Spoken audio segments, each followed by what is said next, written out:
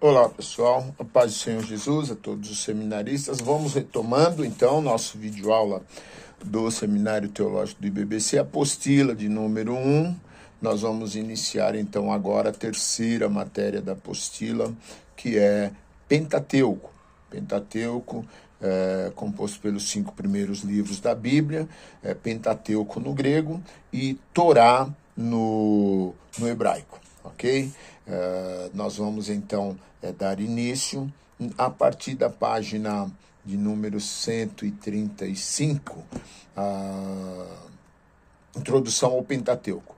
A palavra Pentateuco origina-se do grego pentautexane, podendo ser traduzida por volume de 5 livros.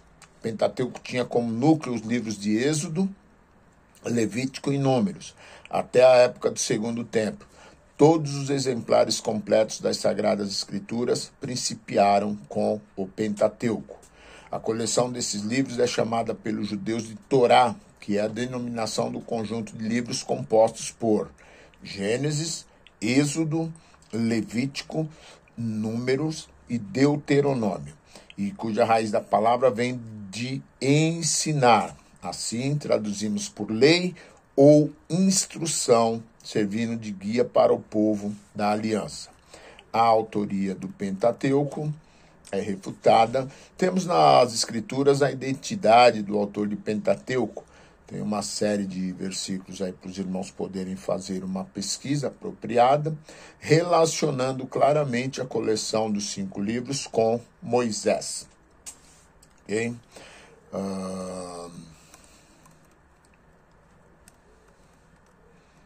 Nós vamos na página de número 136, a unidade do Pentateuco. Em Atos 13, do 17 ao 20, temos um resumo do Pentateuco, tendo como tema central a aliança. O conjunto dos 5 livros pressupõe uma narrativa histórica, o que não deixa de ter uma característica profética, como se verifica em Deuteronômio 6, do 20 ao 24. Uma vez que o tema central do Pentateuco é a aliança, temos a promessa, eleição, livramento, confirmação do pacto, a instrução da lei e a entrega da terra. O Pentateuco não somente dá unidade de plano, como também fornece harmonia, progresso cronológico e uma mensagem profética para todos os tempos. Significa que Deus age primeiramente para convocar Israel a entrar no seu reino, estabelecendo a narrativa de Gênesis. Página 138, complexidade do Pentateuco. Ainda que esta unidade do Pentateuco esteja clara, destaca-se a complexidade, dando espaço para diversas teorias acerca de sua origem, data e autoria, contribuindo negativamente com o valor histórico e teológico. Críticos do Antigo Testamento afirmam que o Pentateuco é um produto dos períodos do exílio e do pós-exílio, e, portanto, serve somente como ponto de partida para a história do judaísmo e não do Antigo Israel.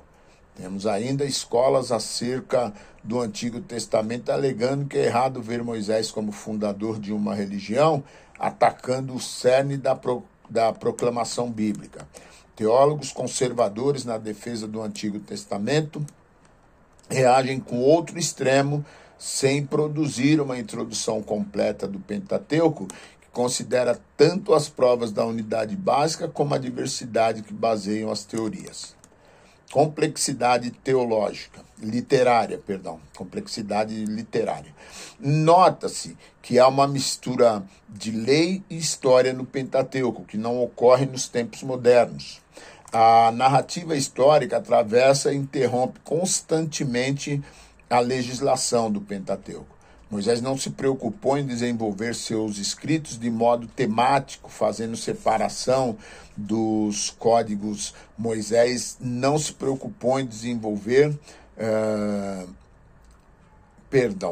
Nós chegamos à separação dos códigos de leis, ações exclusivas de Deus na libertação do povo e confirmação da aliança, permitindo que o Pentateuco possuísse um caráter duplo intencional.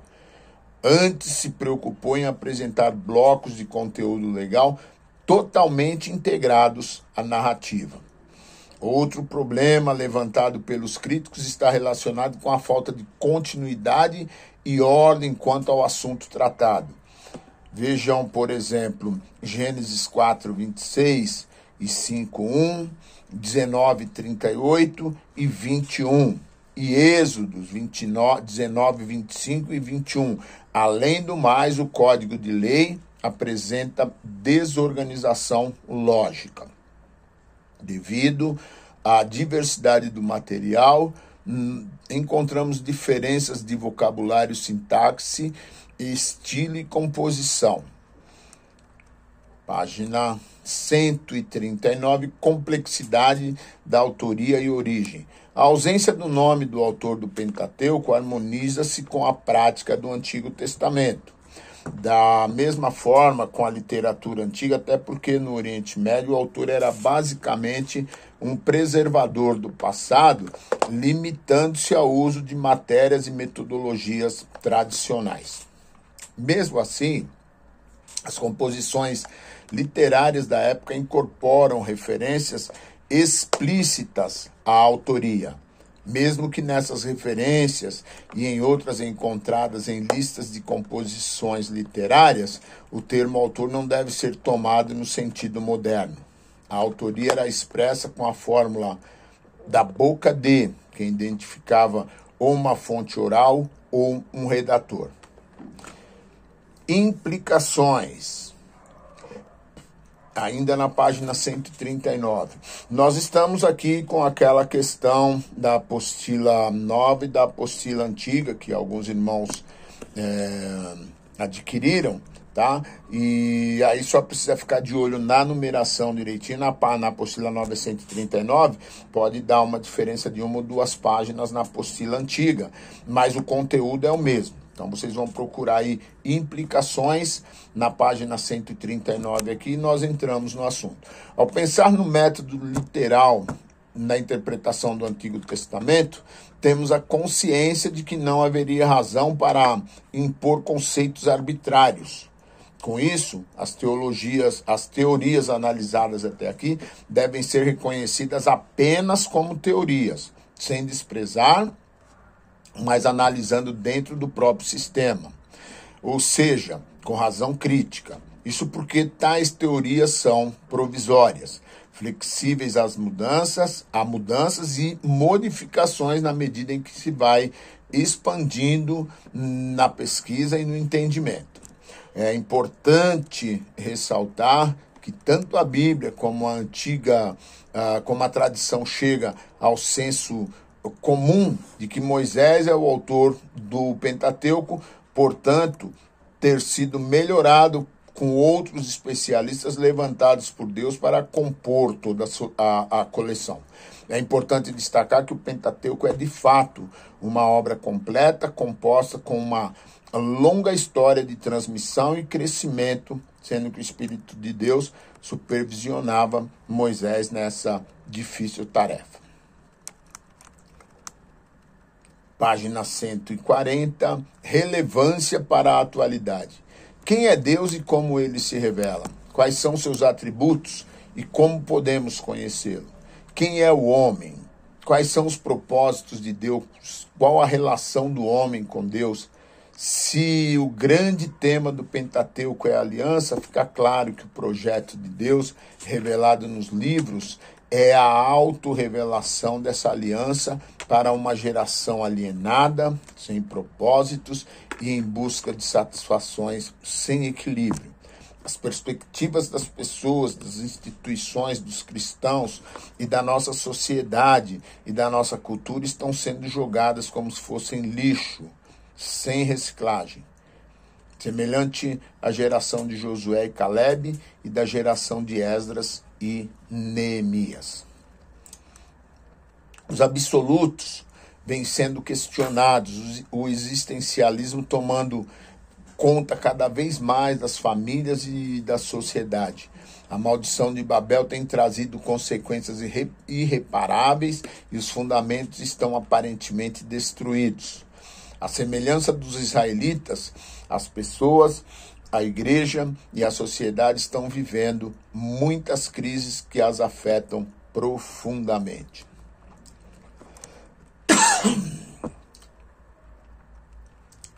Vamos lá. Página.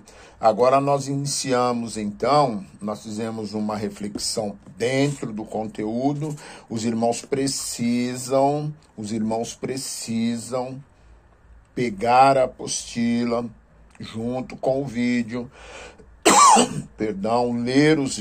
ler o conteúdo, fazer as recapitulações, para que os irmãos tenham uma abrangência maior do conteúdo. Amém?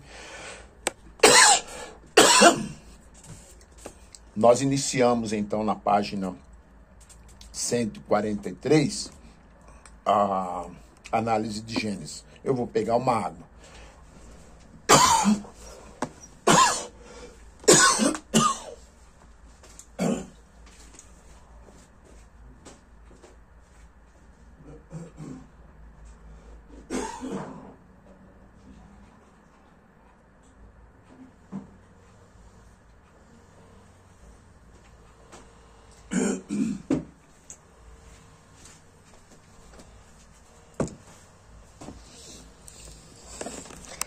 Perdão, voltei já de água. Está um pouco seco aqui e aí a garganta começa a pigarrear.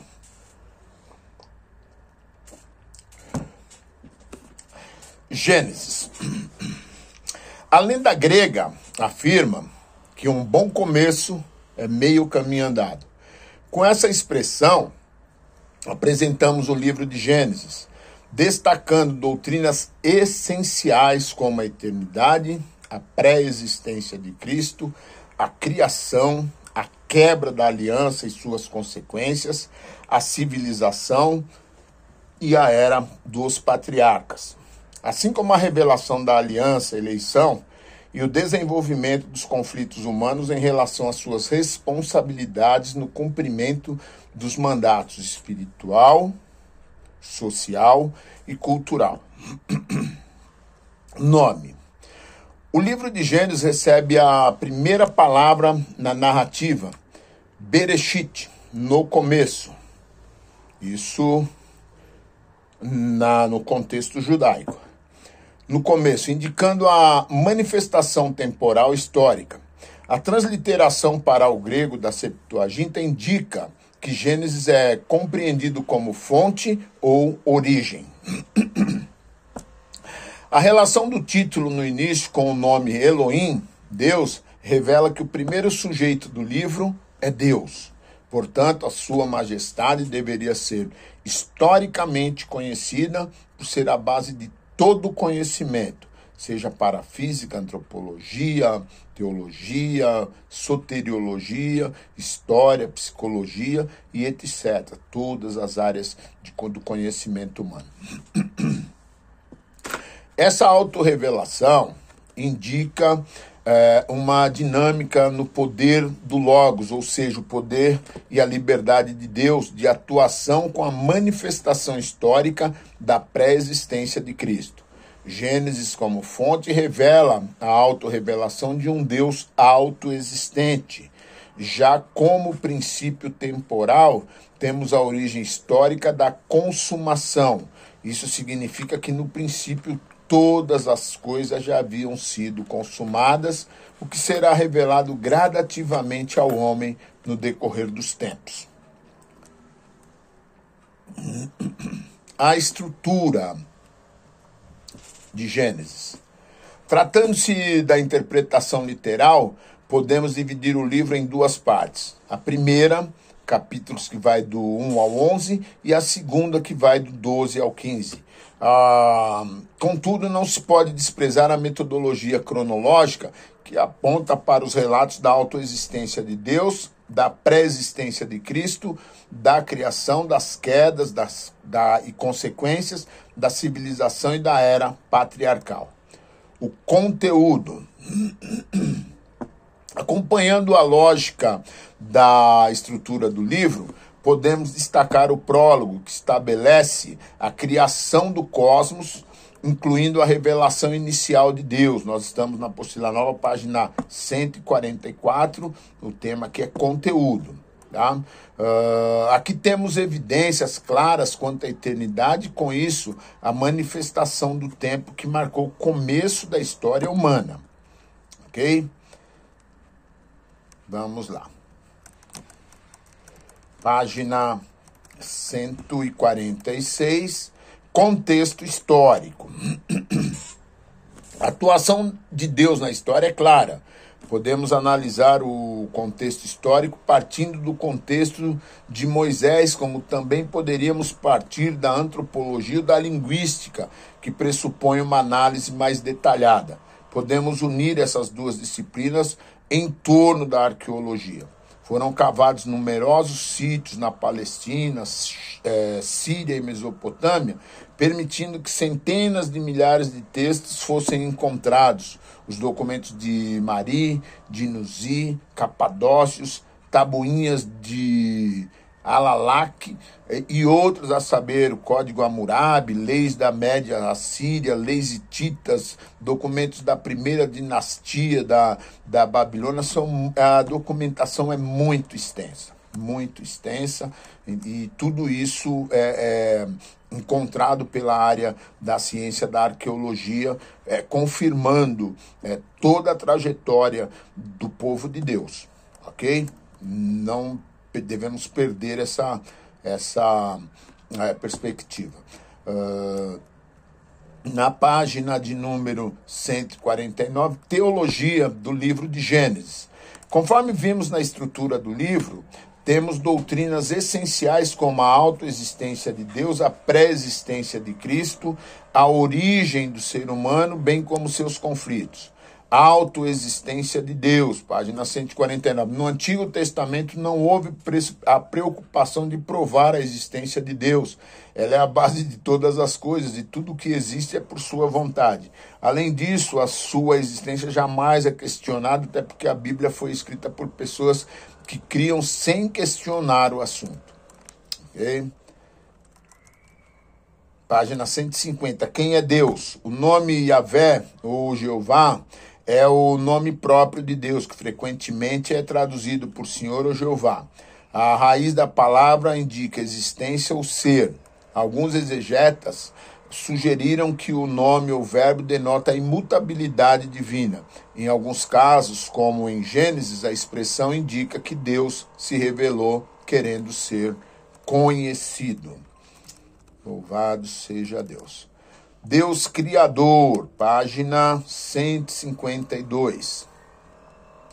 Vimos que a autorrevelação de Deus é visto no relato da criação, revelando-se a graça, a qual Moisés afirma de modo surpreendente e sem esforço que todo o universo e tudo que nele há foi criado por Deus. A expressão Bereshit Barat Elohim, no princípio criou Deus, descreve não só o início das coisas, como identifica o Criador do mundo e a criação da matéria. Não como executor de uma ideia baseada numa matéria pré-existência, mas a formação de algo a partir do nada. Louvado seja Deus. Aliança da criação, em Oséias 6,7 temos: na cidade com Adão quebraram a aliança e me foram infiéis. O profeta Jeremias também menciona a aliança da criação e a quebra dessa aliança, que é realmente a carga que a humanidade carrega. Tá bom? Página 155. Quem é o homem? A expressão musical de Davi, quem é o homem para que com ele se importe, revela a grandiosidade de Deus. Diferente do desenvolvimento das espécies, o homem é formado a partir da terra. Consequências do pecado. A tragédia que aconteceu no Éden não significa queda, mas pecado, morte ou transgressão. A informação que temos em Gênesis é que Deus Todo-Poderoso plantou o jardim do Éden a leste e lá ele colocou o homem. Nesse jardim encontramos evidências de que o ser humano era bem estabelecido, com todos os tipos de recursos que ele necessitaria para uma vida plena, a qual ele abriu mão e colocou toda a humanidade nessa situação. Nós vamos parar na página de número 158, vai ficar muito pouquinha coisa de Gênesis, mas a gente continua no próximo vídeo para ele não ficar muito extenso. Amém? Boa